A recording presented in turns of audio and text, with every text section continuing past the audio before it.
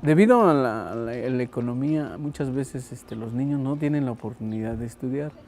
Ya hoy resulta muy claro y es evidente que las poblaciones más vulnerables, aquellas en condiciones de pobreza, tienen también los menores logros de aprendizaje y las menores posibilidades de trascender en el sistema.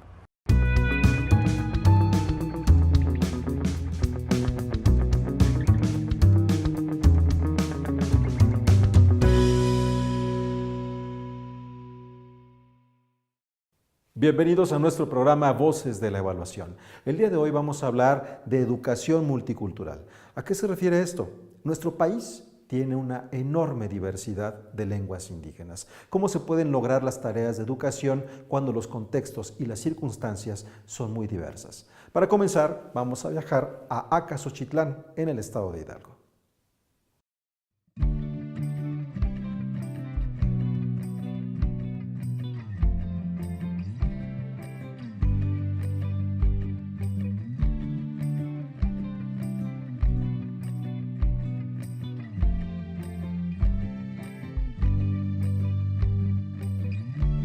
Nací en 1964 en medio de Santa Ana, Tzacuala, una población de habla náhuatl.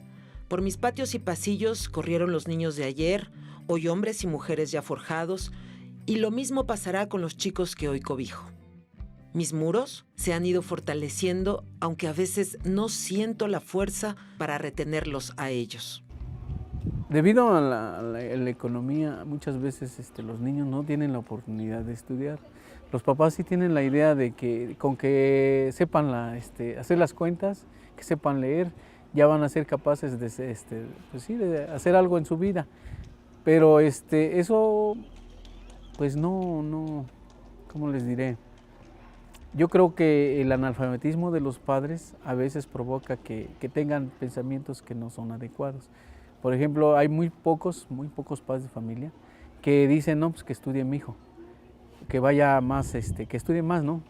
Pero los demás, desafortunadamente, nada más quieren que sepan leer para que vayan y les ayuden en el comercio. La abuela Etelvina trae a sus 4 nietos hasta mi puerta.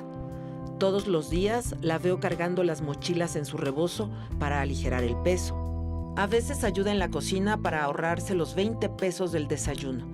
Es de las más pobres de la comunidad. Ella cree que yo, como escuela, sirvo para muy poquito. Pues para donde vas, ya sabes dónde vas, en el autobús o lo que sea, pues no. Como yo no sé nada. Sí, a veces yo no sé. Como no vengo a la escuela, ninguna letra, ¿no? No sé. La buena Etelvina borda naguas por 400 pesos. Pues una semana a veces, cuando los apuramos, dejemos una semana, cuando no, pues 2 semanas para terminamos. Pues nomás eso. Pues nomás una, lo que teje, pues vendemos, para que compramos lo que sea, para comer. Su nieta Karina le ayuda en la casa. Esa niña, yo la observo. Juega a ser maestra cuando no anda pastoreando animales en el campo. Ya va en 6º grado y temo que sus padres la van a dejar con la primaria solamente. Que nomás eso, porque no tiene dinero, porque otra vuelta a la otra escuela se va. No hay dinero. Sí, pagamos donde se va a la escuela, pues paga. Llegaron ustedes en el mero día de la fiesta patronal. Por eso hay feria y hartos cohetes. Aquí la gente es muy fiel a sus usos y costumbres. ¿Han observado que el uniforme es el vestido tradicional? Nos dimos cuenta que mayoría de madres de familia porta el vestuario. Por esa misma razón, la institución eligió utilizar el uniforme escolar como el traje típico. Entonces, mire, este uniforme prácticamente la están fabricando aquí, mayoría de madres de familia la fabrican aquí. Se tiene una máquina donde ellos preparan sus hilos que utilizan para poder armar lo que es la tela, que viene siendo aproximadamente de una brazada. La pacha, esta pacha antes lo utilizaban como para expresión cultural. porque esta parte, la parte de arriba y la parte de abajo significa el cielo y el inframundo, se podría decir. Y en medio estamos nosotros, y es donde ponen ellos la figura, que es la naturaleza. Nosotros como indígenas valoramos mucho lo que es la naturaleza, y se pueden poner flores, animalitos, todo tipo de lo que existe ahora sí que en la naturaleza. La ropa debe abrigar muy bien porque el clima en Santa Ana Tzacuala es húmedo, de vientos helados y de crudos inviernos. Sí lo he de saber con más de 5 décadas aquí sin moverme. En el pueblo se usa más el náhuatl que el español. Por ahí me enteré el otro día que andaban sacando números, y es que no la quieren perder. A los maestros les alarma que los niños dejen de usar su lengua materna. Hay un 2% que yo estaba checando en la estadística de la escuela, el 2% de los niños, padres jóvenes que salen lejos a trabajar, son comerciantes ambulantes. Aquí se van a la venta de la flor, tiene muchas florerías en toda la República. Ellos ya prácticamente poco usan su lengua materna, que es el náhuatl, y ya llegan a formar su pareja, llegan a tener hijos, les hablan ya en el español. Ese 2% nos estamos dando cuenta que hay niños que ya le meten mucho el español, lo que es la lengua náhuatl. Entonces, por ese lado también estamos trabajando, rescatar las palabras que ya no las utilizan. Por ejemplo, acá nos eligen los que le entendemos la lengua para podernos comunicar con los niños, puesto que en casa pues su lengua es el náhuatl, les hablan en náhuatl y desde pequeñitos, entonces ellos es la lengua que ellos conocen al llegar aquí. Y ya tienen nociones igual del español, porque hoy en día ya en estas últimas generaciones pues los papás son más jóvenes, ya han ido a la secundaria, algunos, no todos. Entonces sí, pero sí es un poquito difícil cuando llegan, porque vienen con esa desconfianza, me van a entender, no me va a entender la maestra, o te preguntan, ¿sí me entiendes? Claro que te entiendo, platícame. Y entonces uno les da esa confianza de que ellos puedan expresar sus dudas, sus sentimientos, o lo que ellos traen algo, te platican. Y es como también nosotros aprendemos mucho. Mucha gente que va a la ciudad son discriminados, entonces como que para defenderse ellos evitan dar a conocer inclusive en las ciudades no hablan la lengua, no hablan su lengua, aunque sepan hablar náhuatl. Tengo el caso de mi papá, él siempre me inculcó que no debo de dar a conocer mi lengua. Cuando yo llego al magisterio, cuando llego a ser maestro, me doy cuenta que estaba yo equivocado, porque al contrario, debemos de dar a conocer nuestra cultura, nuestra lengua, para que sepan que estamos aquí, que existimos.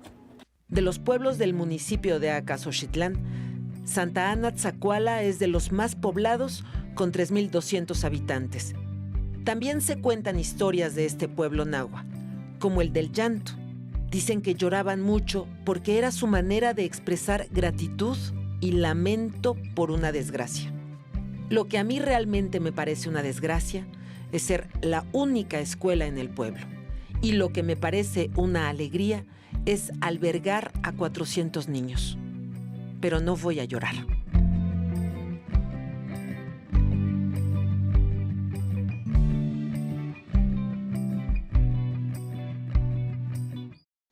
Como podemos ver, a los retos que enfrenta la educación multicultural se suma la economía familiar. Esto lo veremos más adelante. Vamos a hacer una pausa, pero tenemos mucho más aquí en Voces de la Evaluación.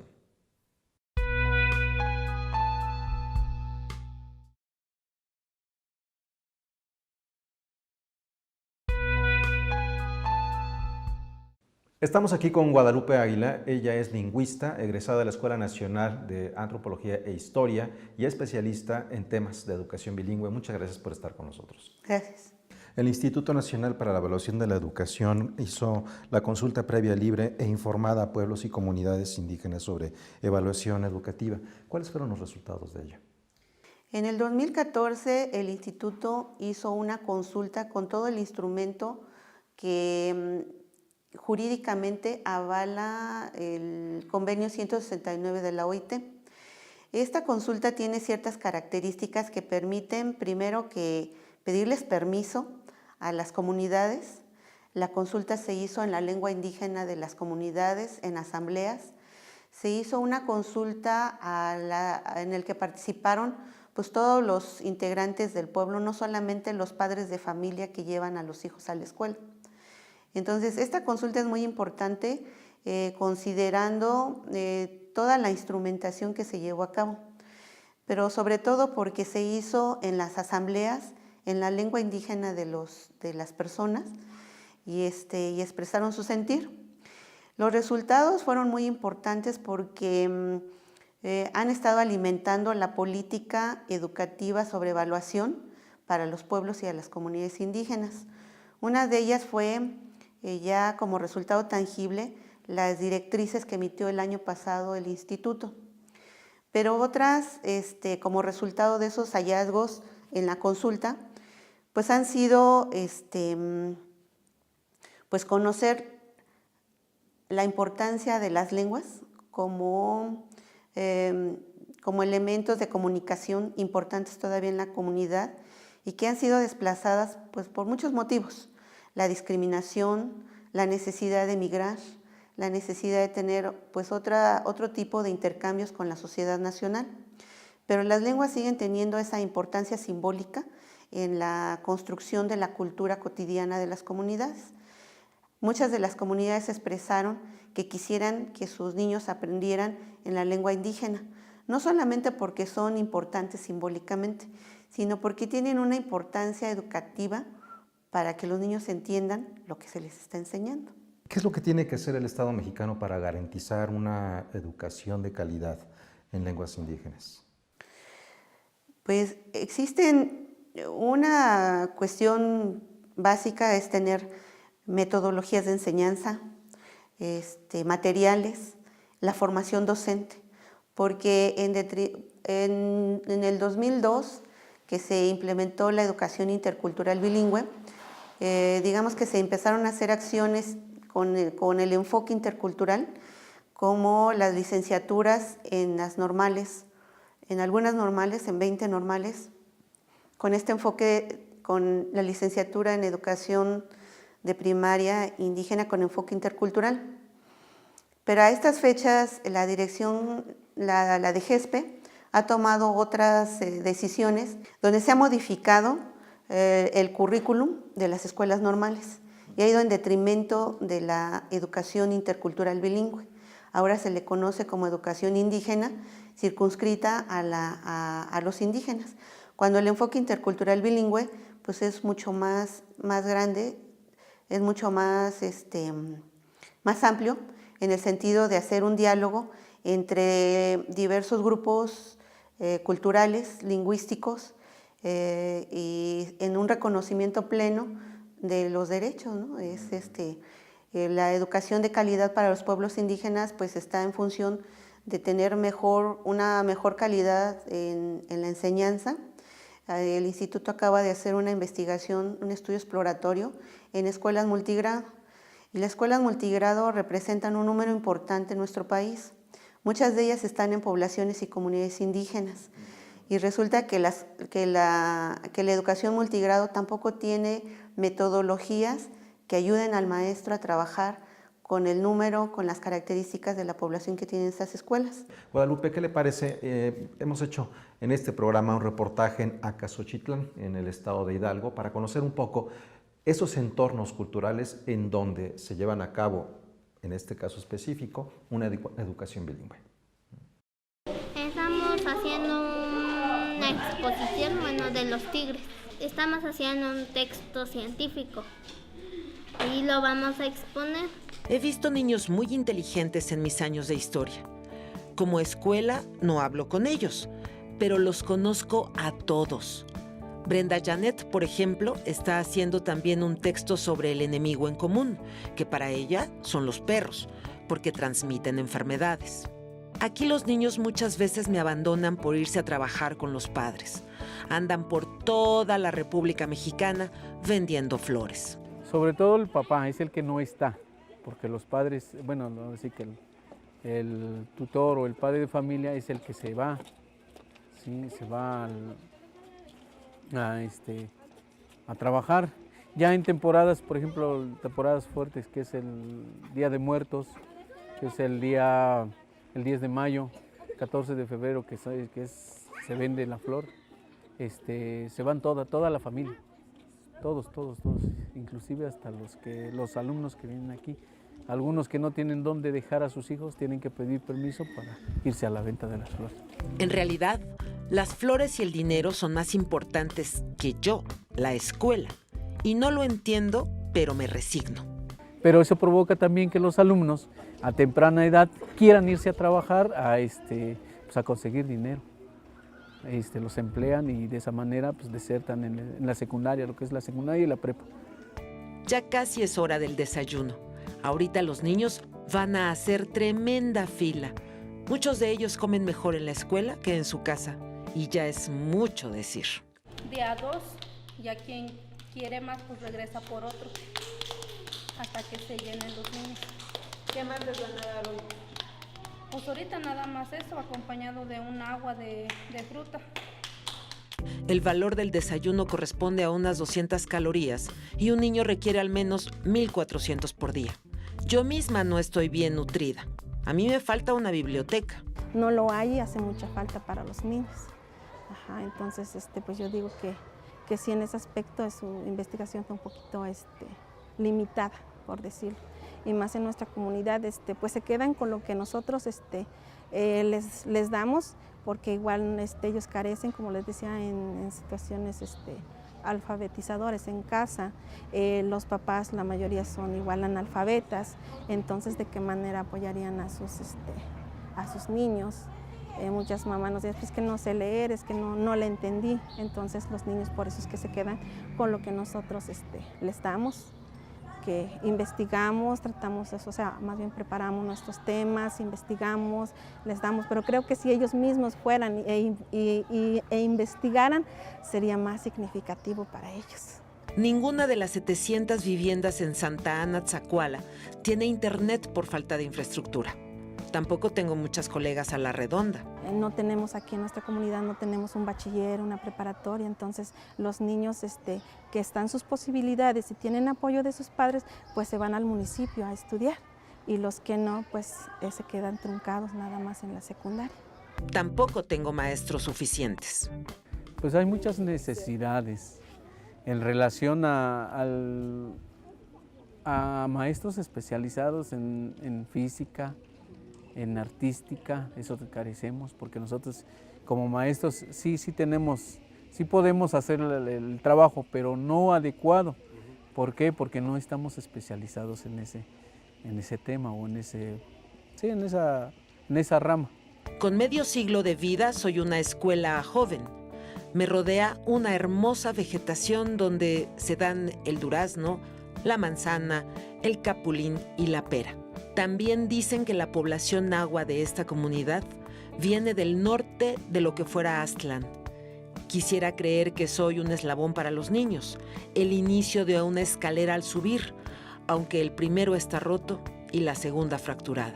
Yo lo sé, saber leer y escribir no es tampoco suficiente.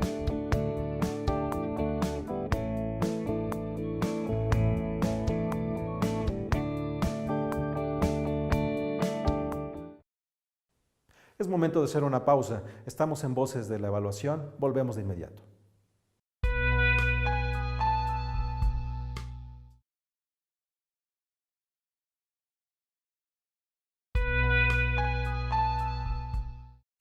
Continuamos aquí en su programa Voces de la Evaluación. Cuando estamos hablando de la diversidad lingüística que tiene nuestro territorio, nos encontramos que en la mayoría de las ocasiones esa diversidad ocurre en los mismos espacios de mayor vulnerabilidad. Vamos a ver de qué manera se puede enfrentar esto con la educación. De acuerdo a un estudio de la Universidad Veracruzana sobre educación indígena, los profesores indicaron que tienen la peor infraestructura escolar y pocos recursos humanos. Asimismo, disponen de menos materiales y son los últimos en recibirlos. Ya hoy resulta muy claro y es evidente que las poblaciones más vulnerables, aquellas en condiciones de pobreza, tienen también los menores logros de aprendizaje y las menores posibilidades de trascender en el sistema. Por otra parte, en todas las pruebas de logro académico llevadas a cabo por el Instituto Nacional para la Evaluación de la Educación, los niños indígenas observan los niveles de aprendizaje más bajos. El promedio de educación en México, por decir un indicador muy grueso, es de 9 años, eso es el nivel de secundaria. Ello significa que la mitad de la población de 15 años y más tiene más de 9 años de escolaridad y la otra mitad tiene menos de 9 años de escolaridad. Y en algunos estados, el sur del país, estos promedios son incluso inferiores. ¿Cómo esperar que padres de familia en estas condiciones puedan apoyar efectivamente a sus hijos en su tarea? Eso es una fantasía. El INEGI también da cuenta de que el 89.7% de la población indígena vive por debajo de la línea de pobreza y el analfabetismo es 5 veces mayor que en la población no indígena. Es una responsabilidad del Estado poder romper el círculo vicioso entre educación de mala calidad y pobreza. Es decir, la educación de mala calidad reproduce la pobreza. Y la pobreza está reproduciendo a la educación de mala calidad, es un círculo vicioso. Es decir, cuando la escuela no sirve para superar las condiciones de pobreza, no sirve y punto.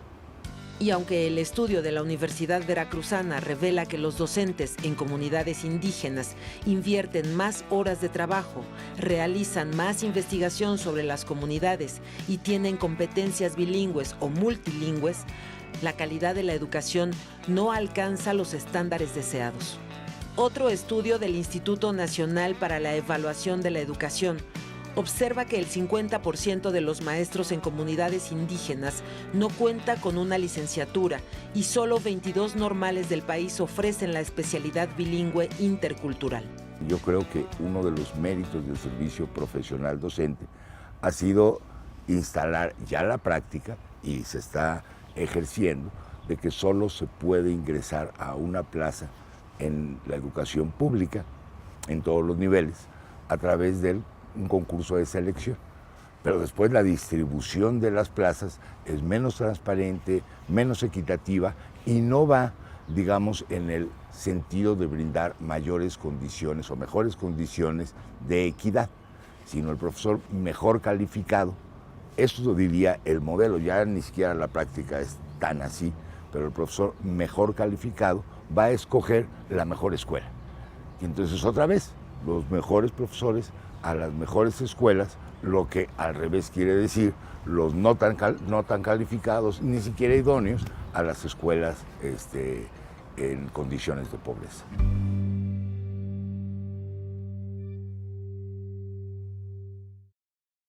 ¿Cuál es la importancia de que los niños de los pueblos indígenas reciban educación en su lengua original?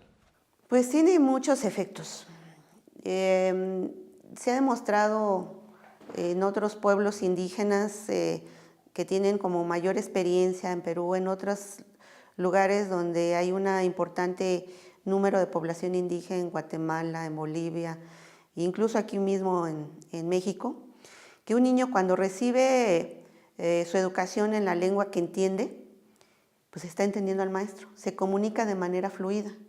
De otra manera, cuando el maestro no conoce la lengua y el niño habla una lengua distinta al maestro, necesita un intermediario. A veces utilizan niños traductores, que son niños del mismo grupo que están en 2 niveles de comprensión. Uno, porque no son bilingües competentes, sino que están en un nivel de bilingüismo a su edad y a su conocimiento. Y otros son niños que están aprendiendo el conocimiento que el maestro les quiere enseñar. Entonces, lo que el niño traductor puede traducir y comprender es lo que le traduce a sus compañeros. Entonces, hay un intermediario en el proceso educativo, lo cual que pues hay una distancia, como el teléfono descompuesto. Lo que yo puedo decir, lo que el niño dice y lo que los niños entienden, pues hay una gran distancia en el conocimiento. Por eso es muy importante que el maestro hable y tenga las competencias y habilidades para transmitir el conocimiento a los niños de manera adecuada. Otro de los factores importantes para un niño que no habla otra lengua más que su lengua indígena es la autoestima. La autoestima. Un niño que es reconocido dentro del salón por lo que sabe, porque un niño cuando llega a un salón de clases no es un niño que llega en cero, es un niño que tiene una experiencia familiar, que tiene una experiencia comunitaria, una experiencia cultural, y eso sirve para poder leer y escribir. Nosotros no empezamos de nada, ¿no? O sea, nosotros cuando escribimos lo que pensamos, escribimos lo que razonamos, escribimos nuestra opinión, ¿no? Entonces un niño que no conoce la lengua, pues ¿cómo va a poder escribir en otra lengua que no conoce? Guadalupe, agradecemos mucho que nos haya acompañado en este programa y nos haya dado diferentes ángulos para entender cuál es la necesidad de una educación bilingüe en nuestro país que nos permita a este México tan diverso tener la posibilidad no solo de comunicarse mejor, sino de tener mejores posibilidades todos los mexicanos que habitamos este país, que es todavía un gran reto en la educación bilingüe. ¿Qué nos puede decir rápidamente a propósito de este tema como una despedida? Pues que todavía el Estado mexicano tiene un compromiso muy grande con las escuelas de educación indígena, proporcionar un piso mínimo para poder tener mejores resultados en este servicio educativo, ¿no? Entonces, ese piso mínimo tiene que ver con las condiciones mínimas, que escuelas dignas, una formación docente acorde a las necesidades de los niños, materiales, muchos materiales de diverso orden, y una metodología de enseñanza de lenguas, una metodología para la enseñanza de escuelas multigrado. Creo que es mucho todavía. Son muchos retos todavía. Bueno, muchísimas gracias por acompañarnos aquí en Voces de la Evaluación. Muchas gracias. De esta manera llegamos al final de nuestro programa. Los invitamos a que nos sigan en la próxima emisión.